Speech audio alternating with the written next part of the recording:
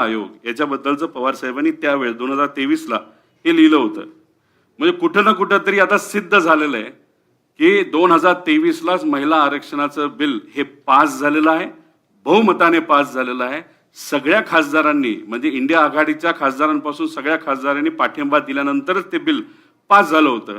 मग ते bill pass झालं होतं तर मग हे बिल कुठलं होतं?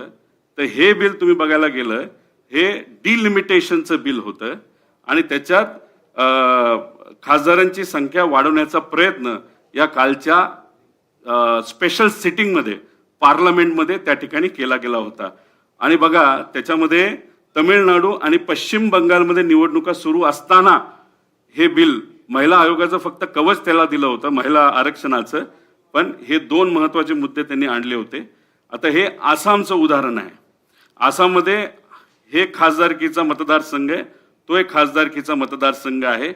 तुम्ही जर आता बघितलं की ह्याच्यात त्यांचे जे विधानसभा मतदारसंघ आहे ते तोडत असताना अतिशय त्यांना जे योग्य आहे भाजपला त्या पद्धतीने त्यांनी हे मतदारसंघ तोडलेले आहेत.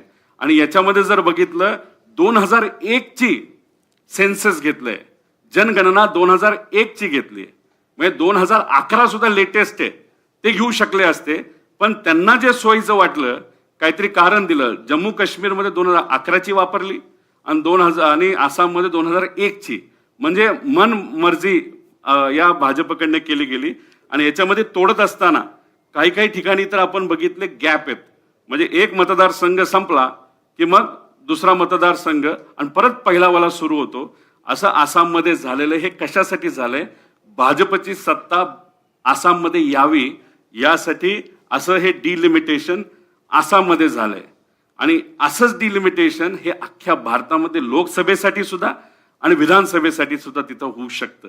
एखादा खासदार काम करत असताना एवढं वेडं वाकडं जर तुम्ही मतदारसंघ तोडला, आमदारकीला तोडलं, तो कसं त्या ठिकाणी काम करणार हे कुठं ना कुठे सिद्ध होतं. आता ह्याच्यामध्ये काय केलं जातं? पॅकिंग केली जाते.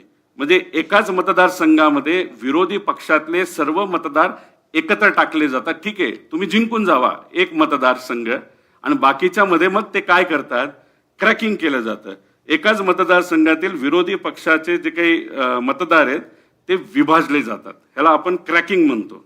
त्यानंतर पॅडिंग म्हणजे अनुकूल भागात मतदारसंघाची संख्या वाढवणे. म्हणजे भाजपला जिथं अनुकूल वातावरण आहे त्याची संख्या पॅडिंगच्या एक टेक्निकल टर्म आहे त्याचा वापर करून वाढवणे. ट्रिमिंग प्रतिकूल भागातील मतदारसंघाची संख्या कमी करणं, म्हणजे भाजपच्या विरोधात संख्या ती कमी करणं. आणि स्टॅकिंग विजयासाठी भौगोलिकदृष्ट्या प्रतिकूल भागाची एकत्रीकरण करणं. हे सगळी स्ट्रॅटेजी भाजपची आहे जी त्यांनी त्याच्यामध्ये त्या ठिकाणी आसाममध्ये वापरली आणि जम्मू काश्मीरमध्ये आतापर्यंत वापरलेली आहे. आणि हे रिझर्विंग जे आहे विशिष्ट मतदारसंघ राखीव करणे हे मी तुम्हाला पिंपरी चिंचवडच्या उदाहरणाने दाखवतो. हे आहे पिंपरी चिंचवडचं उदाहरण. म्हणजे ह्याच्यामध्ये पिंपरी चिंचवड महापालिका आता ह्याच्यात 2017 4 सदस्य प्रभाग आणि 2025 सुद्धा 4 सदस्य प्रभाग आहे. त्यामुळे प्रभागामध्ये कुठेही त्या ठिकाणी बदल झालेले नाहीत. आणि ह्याच्यामध्ये आपण बघितलं प्रभाग क्रमांक 6 आहे. याच्यामध्ये दवडे वस्ती इथं काय केलं? एकूण लोकसंख्या 2017ला एवढी होती, मग एसटी लोकसंख्या 3.38% होती. मग ह्यांनी काय केलं? हा जो भाग आहे तो त्यांनी नवीन डिलिमिटेशनच्या मदतीने काढून टाकला.